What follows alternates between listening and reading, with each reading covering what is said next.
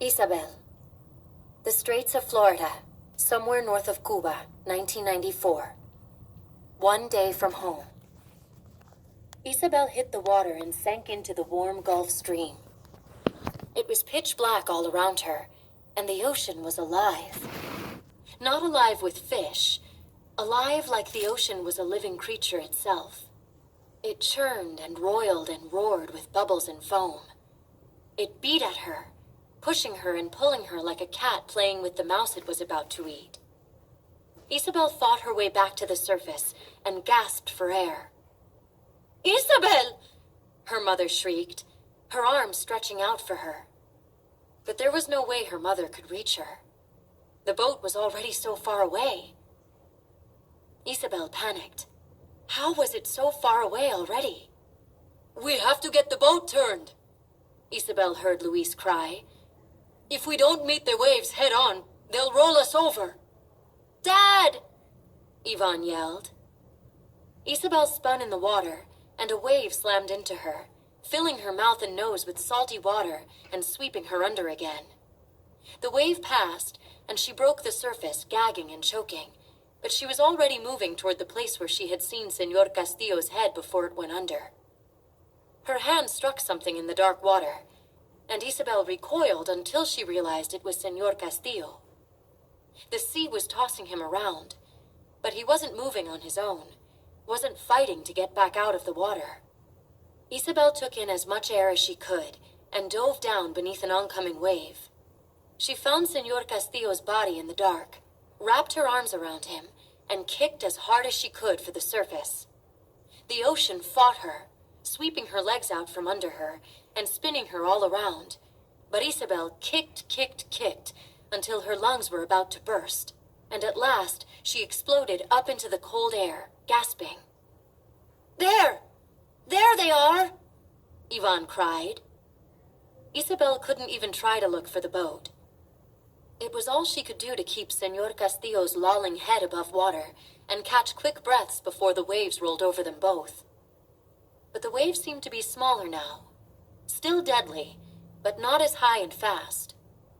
Isabel began to feel the rhythm of the sea, the sing-song lullaby of it, and it was easy to close her eyes, to stop kicking, to stop fighting. She was so tired, so very, very tired. And then Ivan was there in the water with them, his arms around her, like they were back in their village playing together in the waves on the beach. "Here! Here! They're here!" Ivan shouted. Their boat was now alongside her, and her head thumped into the side of it as a wave washed over her. Hands lifted Senor Castillo from her, and soon they dragged her over the side too. She splashed back down into the half-meter of water that filled the boat. But she was away from the waves, the never-ending waves, and she collapsed into her mother's arms. "Rudy! Rudy! Oh, God!" Senora Castillo cried, clutching her husband's hand. Senor Castillo was unconscious. Luis and Papi had laid him out on one of the benches, and Isabel's grandfather was pumping his stomach like an accordion. Seawater burbled up out of Senor Castillo's mouth, and he suddenly lurched, coughing and spluttering. Lito and Papi and Luis rolled him over, and he retched up the rest of the ocean he'd swallowed. "Rudy! Rudy!" Senora Castillo said. She wrapped him in her arms and sobbed, and then everything was quiet and still, but for the gentle lapping of the sea against the side of the boat and the sloshing of water inside it. The tanker had passed. Amara stood at the back of the boat, keeping the rudder straight against the waves. But the engine was dead again. Like everything else, it had been swamped. Senora Castillo reached for Isabel's hand and squeezed it. "Thank you, Isabel." Isabel nodded, but it came out more like a shudder. She was freezing cold and soaked from head to toe, but at least she was back in her mother's arms. Mommy hugged her close and Isabel shivered. "We need to get the water out of the bottom of the boat," Papi said. It was strange to Isabel to hear her father talk about something so normal, so practical, when Senor Castillo had almost drowned, and the boat had almost rolled over and sunk. But he was right. "And get the engine running again," Ivan said. "The water first," Lito agreed. And together they gathered up bottles and jugs and began the tedious work of filling them and pouring the seawater back into the ocean. Isabel stayed buried in her mother's arms, still exhausted, and no one made her get up. "Where's the box with the medicine in it?" Luis asked. There weren't too many places it could be in the small boat, and they quickly decided it must have fallen overboard in the confusion. Gone were their aspirin and bandages, and Senor Castillo was still dazed and weak. It was bad, but if they got the boat bailed out, and if they got the engine running, and if they got back on track with the sun tomorrow, and if they didn't run into any more tankers, they could make it to the States without needing the medicine or matches. If. They bailed water the rest of the night, taking turns dozing in the uncomfortable, crowded little boat. Isabel didn't even realize she'd fallen asleep until she jerked awake from a nightmare about a giant monster coming for her out of the dark sea. She cried out, looking this way and that, but there was nothing but blue-black water and gray skies tinged with the red of the sun all around them for miles and miles and miles. She closed her eyes and took deep breaths, trying to calm down. The boat rocked again, and Amara struggled to keep the rudder steady. She had taken over as pilot while Senor Castillo recovered, but they still hadn't gotten the motor running again. The Gulf Stream would carry them north, toward Florida, but they would need the engine to reach the shore. Isabel's mother leaned over the side of the boat and threw up into the sea. When she slid back down inside, she looked green. The boat was rocking so much now, Isabel couldn't sit on the bench without holding on. The waves were growing higher and higher. "What is it?" Ivan said sleepily. "Another tanker?" "No. Red sky at morning. Sailors take warning," Lito said, looking up into the red-tinged clouds. "A storm is coming." Mahmoud, Izmir, Turkey, 2015. 11 days from home. "God help us! That is what we are to ride in?" Mahmoud's father said. The boat wasn't a boat. It was a raft.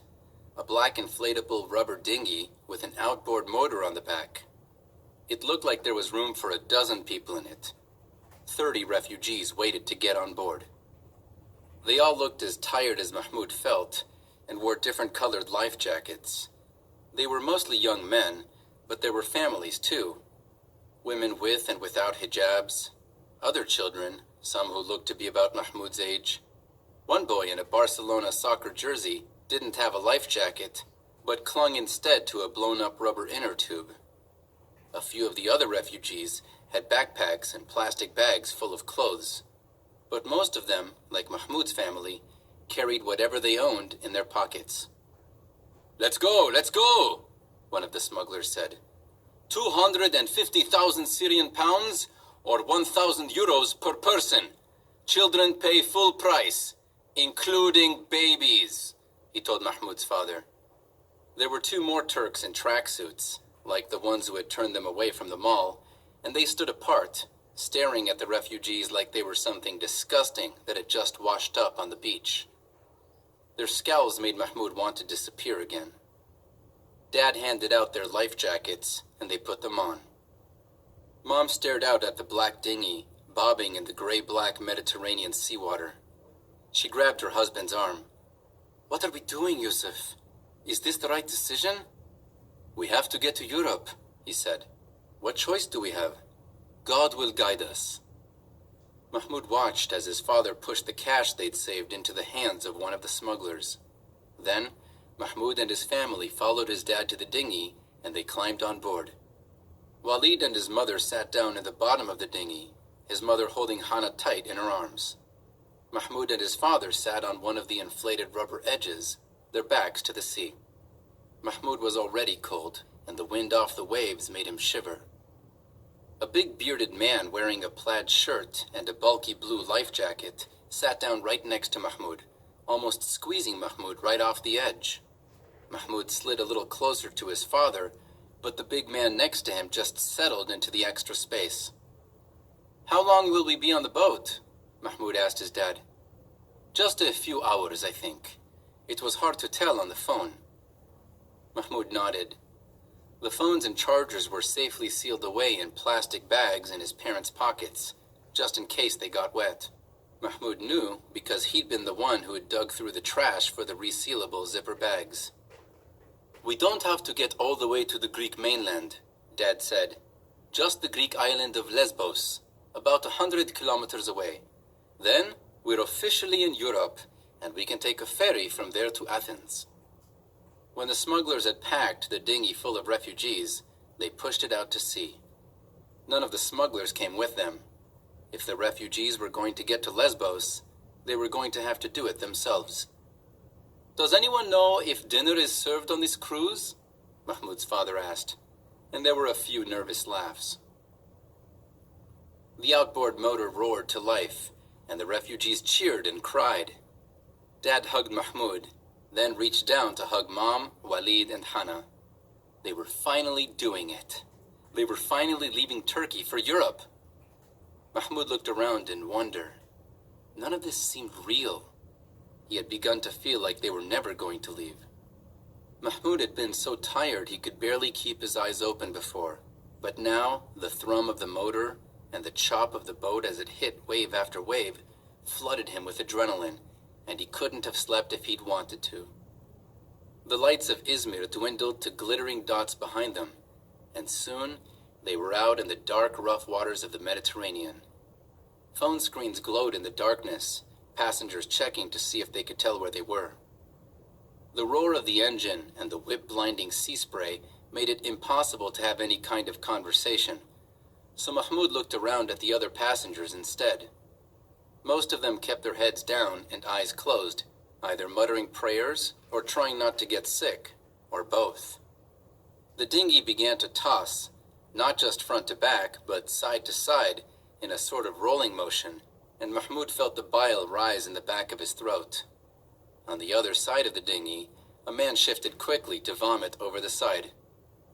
"Watch out for the Coast Guard!" the big man next to Mahmoud shouted over the noise.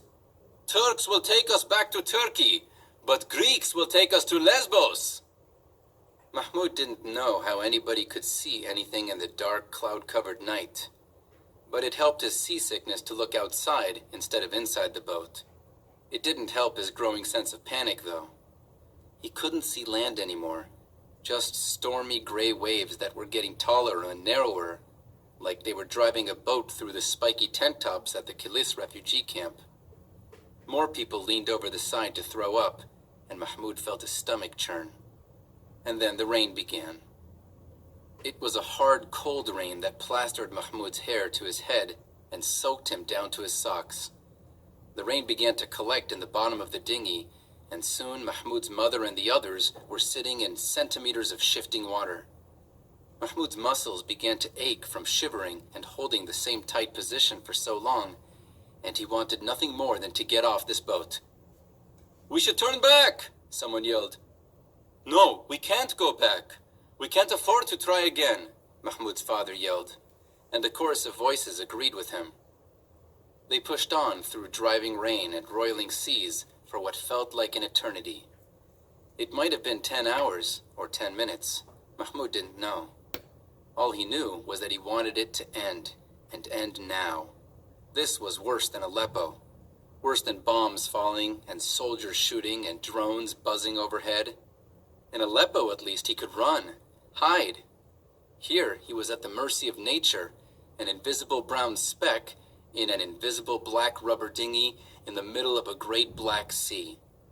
If it wanted to, the ocean could open its mouth and swallow him, and no one in the whole wide world would ever know he was gone. And then, that's exactly what it did.